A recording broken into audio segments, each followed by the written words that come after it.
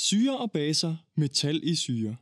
Syre har den egenskab, at den er i stand til at ætse mange metaller. Det er altså ikke særlig heldigt, hvis man er en metalstatue. Au! For eksempel kan magnesium reagere med saltsyre. For at finde ud af, hvordan reaktionen sker, må man finde ud af, hvilke ioner der dannes. Saltsyre danner ionerne H+ og Cl-. Magnesium er det 12. grundstof i det periodiske system. Når magnesium bliver til en ion, skal den afgive de 2 elektroner, den har i sin yderste skal, og bliver så til Mg++.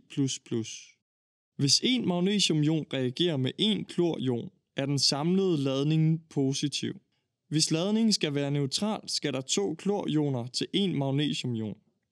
Derfor må der også være 2 saltsyrer for hver magnesium. Tilbage på venstre siden er der 2 hydrogenatomer, som danner hydrogengas. En reaktion mellem en syre og et metal danner altså et salt og hydrogengas. Du kan se her på animationen, hvordan saltsyre reagerer med magnesium og danner hydrogen